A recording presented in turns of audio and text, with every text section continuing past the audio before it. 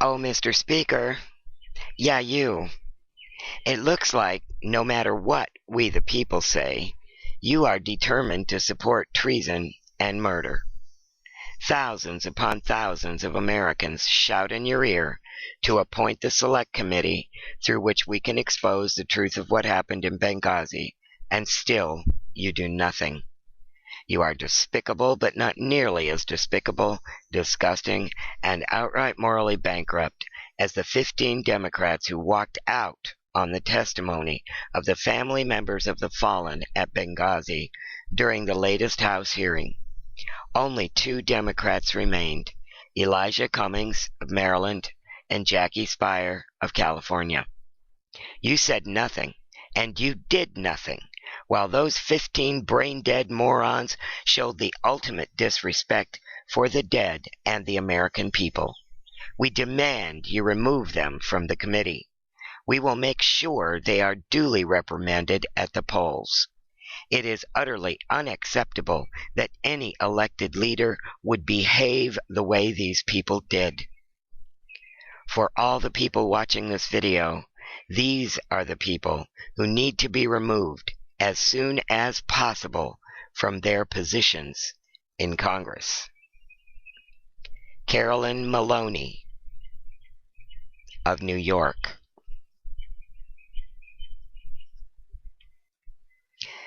Danny Davis of Illinois. Eleanor Holmes Norton from the District of Columbia.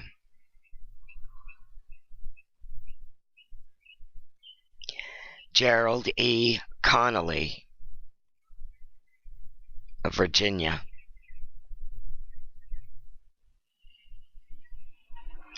Jim Cooper of Tennessee.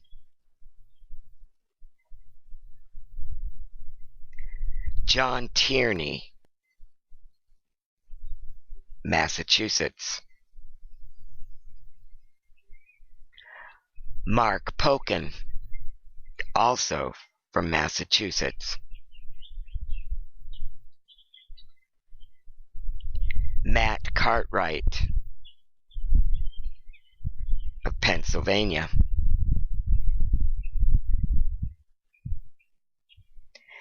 Michelle Lujan Grisham of New Mexico.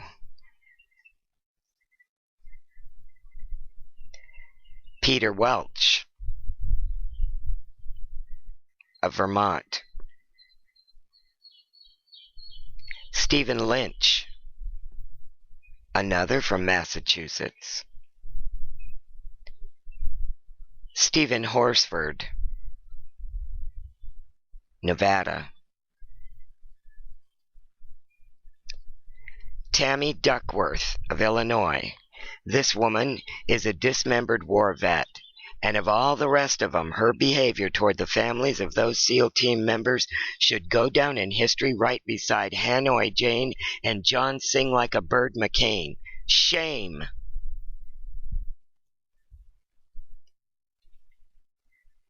Tony Cardenas,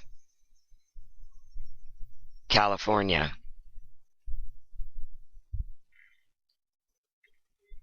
William Lacey Clay of Missouri. Of course, the Obama administration has made it clear that it makes no difference why the attack took place, why there wasn't ample security, nor why the multiple requests for security were denied, why no help was sent once the attack started, and why there was a massive political cover-up after the attack. In short, the Obama administration continues to cover up the truth behind the Benghazi attack, why no help was sent once our diplomats and CIA agents came under attack, and why the Obama administration has not fessed up about the allegations that the Benghazi mission was about supplying arms and training for Syrian rebels who are aligned with Al-Qaeda, al-Nusra, and the Muslim Brotherhood. And now Obama's allies are flagrantly displaying infantile disrespect for the families of those who lost their lives on that fateful night on September 11th, 2012. Remove them, America. If you can't get them recalled, get them in the next election. Send them packing. There is no excuse under the heavens for this kind of classless, appalling, and disgraceful behavior. Meanwhile, the puppet masters are not giving up on using this great nation to begin World War III.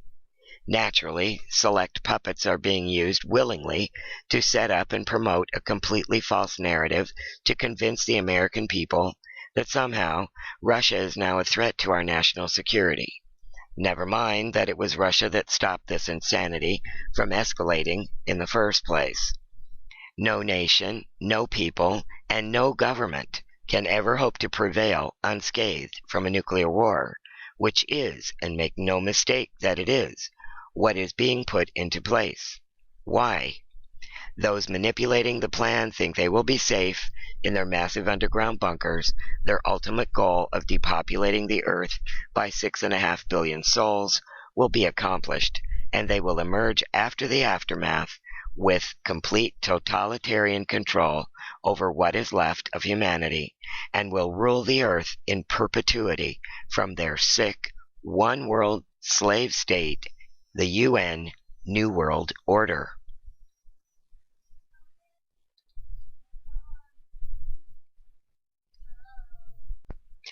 So, what exactly are they up to? Well, that has come out in an article written by Viktor Titov with New Eastern Outlook, Moscow. USA starts blackmailing Russia over Syria. Our shadow government exposes itself with Syrian flank moves on Russia. Editor's note. We have long editorialized here that it is not just the Obama administration pushing for chaos in the Mideast. Those who have always profited from regional chaos have a dog in this fight, and they are not about to give up. Viktor Titov does an excellent job here dissecting the 4 senator clowns selected to put Russian sanctions on the table to start preparing the minds of the public, framing Russia as a threat that needs to be addressed, when in fact Putin is reacting to our obvious threats. It is also a pleasure to see someone writing in their second language using a term like losing their marbles. Well, here we go. Not only has it gotten to the point that there have been allegations of Moscow, they say, of being a Damascus accomplice in their use of chemical weapons against insurgents and civilians, but now it's gone as far as blackmailing Russia. Senate proxies are threatening the possibility of sanctions against the largest Russian banks, and this is predominantly done by the government. But what faction?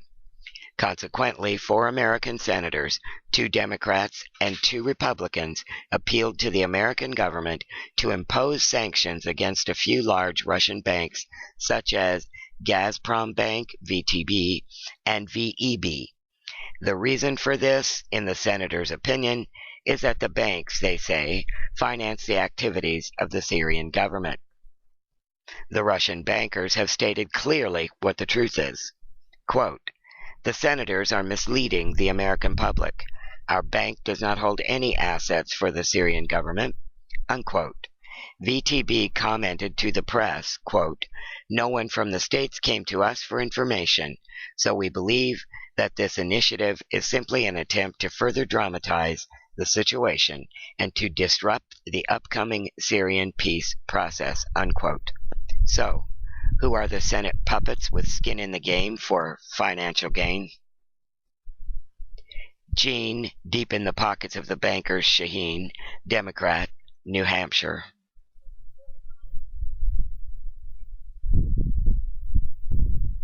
Kelly Ayotte, Republican, New Hampshire.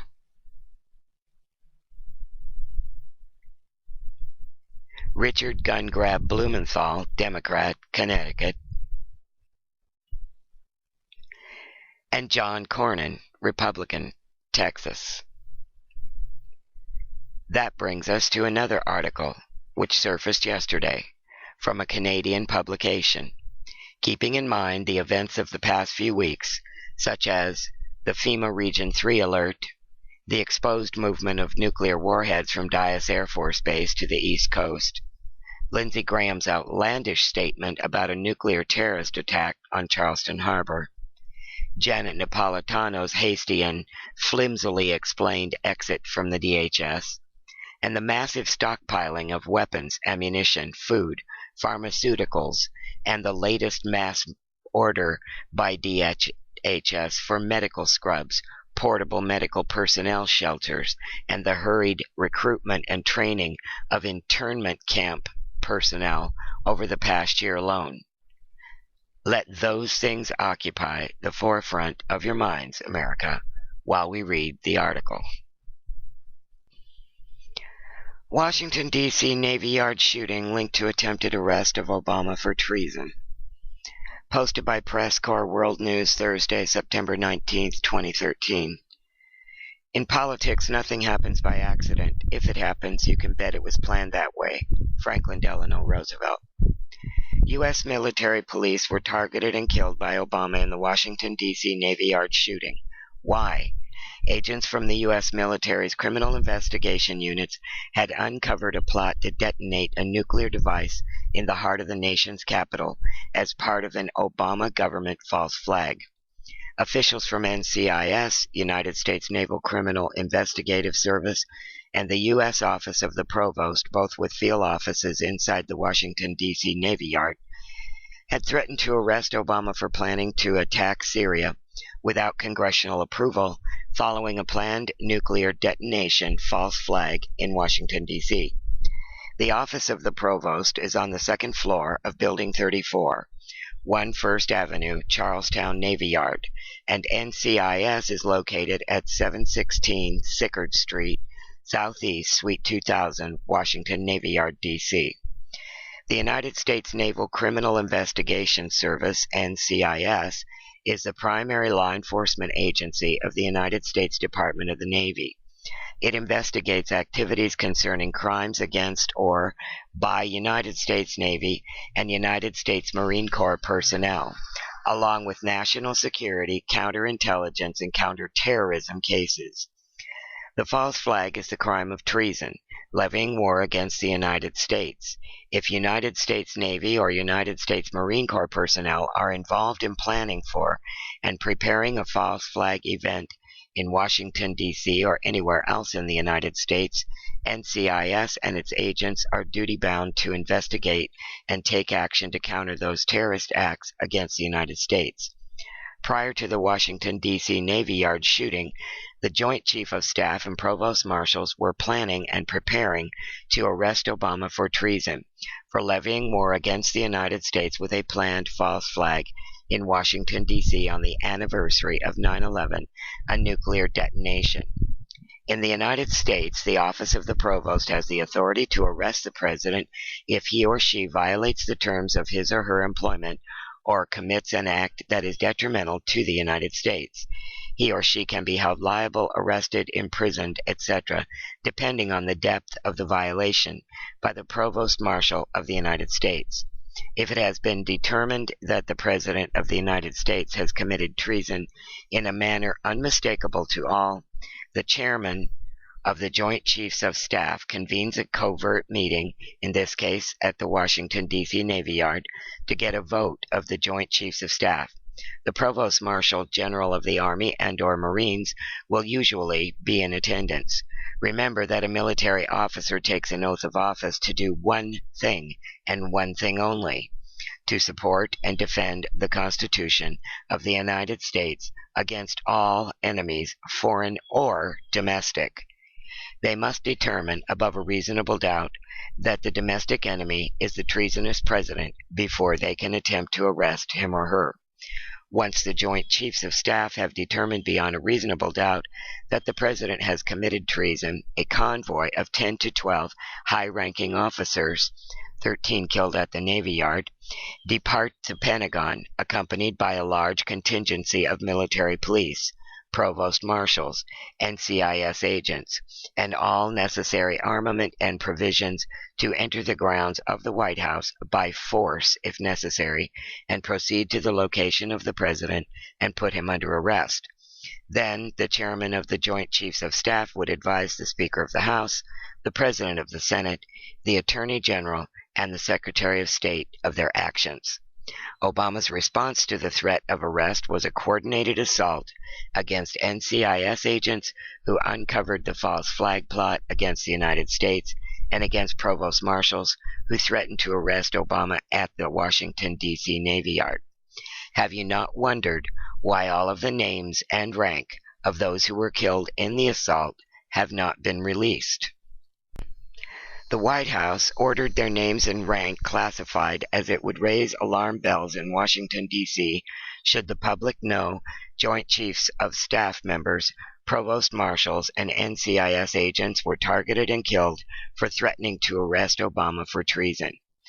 The White House is claiming that the names of those killed are being withheld pending next of kin notification. On September 28, 2009, the History Channel released a movie titled Day After Disaster. The entire movie is about Washington, D.C. being the target and victim of a nuclear detonation. The movie also features Obama talking about nuclear detonations in the U.S. In the movie, it's at 0.50 timestamp. Quote, "One terrorist, one nuclear weapon could unleash massive destruction," Obama says, unquote. Last year, Press Corps wrote an article titled COG Planning for and Preparing Washington, D.C. Nuclear Detonation False Flag Event, after receiving information that September 30th, 2012 was the day after disaster was to be executed in real time. Obama's planned false flag attack for September 30th, 2012 was averted after the public was made aware of the false flag beginning August 18th, 2012. Obama's 9/11 anniversary false flag was thwarted when the Joint Chief of Staff and the Provost Marshals from the Washington, D.C. Navy Yard confronted Obama and threatened to arrest him for treason for planning to detonate one or more nukes in the nation's capital, Washington, D.C. The EU Times reported June 27, 2013, Obama requests 15,000 Russian troops for upcoming disaster. In that story, it claims Obama has requested at least 15,000 Russian troops trained in disaster relief and crowd functions, i.e. riot control, be prepositioned to respond to FEMA Region 3 during an unspecified upcoming disaster. The Federal Emergency Management Agency, FEMA Region 3, includes Delaware, Washington, D.C., formerly the District of Columbia, Maryland, Pennsylvania, Virginia, and West Virginia areas. According to this report, this unprecedented request was made directly to Minister Vladimir Pukov by U.S. Department of Homeland Security Director Janet Napolitano, now retired, who said these Russian troops would work directly and jointly with her Federal Emergency Management Agency, FEMA, part of whose mission is to secure the continuity of the U.S. government in the event of natural disasters or war. This report has been verified. The origins of this report can be read on the website of Ministry of the Russian Federation for Affairs of Civil Defense Emergencies and Elimination of Consequences of Natural Disasters, or internationally as EMERCOM of Russia. The Russian Emergency Situations Ministry and the USA Federal Emergency Management Agency, FEMA, are going to exchange experts during joint rescue operations in major disasters. This is provided by a protocol of the fourth meeting of the U.S.-Russia Bilateral Presidential Commission Working Group on Emergency Situations and 17th meeting of Joint U.S.-Russia Cooperation Committee on Emergency Situations, which took place in Washington on June 25th. In addition, the parties approved the U.S.-Russian cooperation in this field in 2013 to 2014, which envisages exchange of experience, including in monitoring and forecasting emergency situations, training of rescuers, development of mine rescuing, and provision of security at mass events. Former Department of Homeland Security Secretary Janet Napolitano, ABC News, August 27, 2013, quote, "A massive and serious cyber attack on the U.S. homeland is coming, and a natural disaster the likes of which the nation has never seen is also likely on its way." Unquote. The only way anyone could know that there is a natural disaster the likes of which the nation has never seen is also likely on its way is if you are the one planning and preparing it. Quote, "You also have to prepare for the increasing likelihood of more weather-related events of a more severe nature as a result of climate change and continue to build the capacity to respond to potential disasters in far-flung regions of the country occurring at the same time. You will need a large bottle of Advil," unquote, Napolitano joked. Napolitano is hinting at what the United States government, Obama, is planning and preparing for using its weather-modifying weapon of mass destruction called HARP. Don't think the U.S. government is planning to detonate a nuke in Washington, D.C. They've already planned for it. DHS, Illegal Posse Comitatus Force, FEMA, Washington, D.C., Nuclear Detonation Scenario Report. Complete with nuclear detonation maps, charts, and fatality estimates. NCR stands for National Capital Region. Why else would Department of Homeland Security Secretary Janet Napolitano suddenly resign her post? She announced her resignation July 12, 2013, and leave Washington, D.C. for California. Because while she was DHS Secretary, Janet Napolitano planned for and prepared for a major Washington, D.C. event. She got out of Dodge before the attack on the U.S. homeland is coming. Janet Napolitano's resignation as Department of Homeland Security Secretary was effective September 7, 2013, just 4 days before the planned 9/11 anniversary nuclear device detonation false flag. Just before leaving her post, Dyess Air Force Base reportedly moved nuclear warheads to the east coast of the United States in a secret transfer that had no paper trail. The Dyess Air Force commander allegedly authorized unknown parties to transfer nuclear warheads to an unknown location on the U.S. East Coast, where the warheads would then be picked up and potentially utilized. Conspiracy? Legal definition for conspiracy: an agreement between two or more persons to engage jointly in an unlawful or criminal act, or an act that is innocent in itself but becomes unlawful when done by the combination of actors. A conspiracy is codified as a criminal offense. A conspiracy is not fiction, make-believe, or theory. A conspiracy is an indictable offense wherein two or more persons engage jointly in an unlawful or criminal act. The evidence reveals that Obama, the DHS, FEMA, and other agencies of the United States are actively conspiring to levy war against the United States through a false flag, an unlawful or criminal act. Did our military inform Obama of his imminent arrest? That is not in our ability to confirm or deny. However, if they didn't, we damn well want to know why not. The number of treasonous actions by this president and his administration are now too numerous to cover in a single video, article, or even within the span of a 3-hour radio show. From an unauthorized attack on Libya to the fact that without congressional approval and behind the people's backs, he has already deployed our sons and daughters to Syria. Boots on the ground in another blatant abuse of power with no lawful authority whatsoever. What are the chances that the planned nuclear strike on D.C. was to be comprised of those elusive nuclear warheads salvaged by the Navy and CIA in 1968, which they lied about, have kept secret and hidden all these years, and could well explain just exactly how Dyess Air Force Base even had any to be shipping to the East Coast to start with. How very convenient for Obama if a nuclear strike on D.C. had Russia's stamp on the weapon. Apparently, the government not only thinks we are stupid, but blind and deaf as well.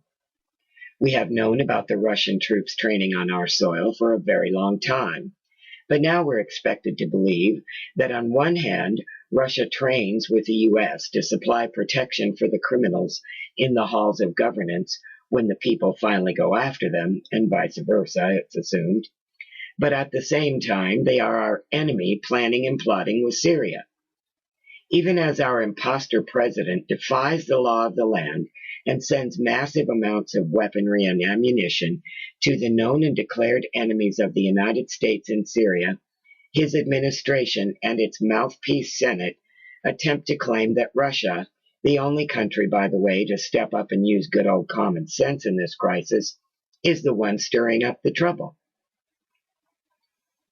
So with 4 totally clueless and mentally defective senators to 15 morally bankrupt Democrats in Congress, we the people have a damn good place to start with removal efforts. For that we thank you, Mr. Speaker. Just keep providing us with reasons and identities. We're happy to comply. As for Commandant Napolitano's statement about more weather-related disasters surely on the way, there is no surprise there either. The falsely labeled hurricane, which was actually an accidental supercell created by HAARP, Hurricane Sandy, and planned several years before in her FEMA drill in Florida, the dipsticks even used the name Operation Hurricane Sandy, only served to prove those of us sounding the alarm for years to be right.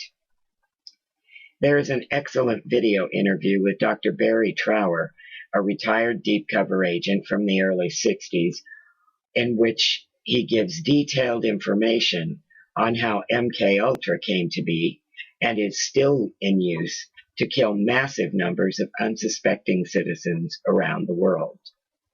From microwave frequencies now being implemented through smart meters and satellites to control the mind of otherwise normal, decent human beings, to create violent behavior, mental illness and aggression, to the deliberate activation of deadly viruses and using entire populations without their consent as test subjects. This has been going on in direct opposition and violation of the Nuremberg Treaty since its creation. Every American must see this interview to understand what every member of the CFR, which includes most of Congress, except maybe the freshmen, have known is going on and are frantically hoping we don't find out until they can all get the hell out of Dodge. Well, Mr. Speaker, there's no amount of bullshit which can put the genie back in the bottle. There's no way we'll be chipped, and there's no amount of money we can be bribed with to induce us to look the other way. We are fully able to block the microwave frequencies, grow nutritional food, turn ordinary household items into self-defense weapons, communicate without your power grid, and defeat you by sheer numbers. We the people are still in possession of our souls and will act in the best interest of humanity, because nobody owns us, even though they may think they do. Today, we the people are presenting you in Congress with 2 demands. First, not only do we demand that you release the list of victims at the Navy Yard, but just in case you're even tempted to come up with some false ones, we demand to hear by live, real-time interview from each and every one of the NCIS and Joint Chiefs who were indeed there. We won't give you the names of those we know were there. Instead, we'll see if you pass the test. Second, we demand that those Democrats who walked out on the families of our fallen in Benghazi during the House hearings be removed from that committee immediately and sanctioned severely. We will take care of removing them permanently from their seats of office. We the people are putting all of you on notice once again. We didn't buy the Navy Yard fiasco even as it was taking place. And if anything, and we mean anything else, happens for the purpose of advancing disarmament of America, any type of so-called terrorist attack or another drugged-out shooter should pop up, we are coming after the real culprits, and you all know who you are.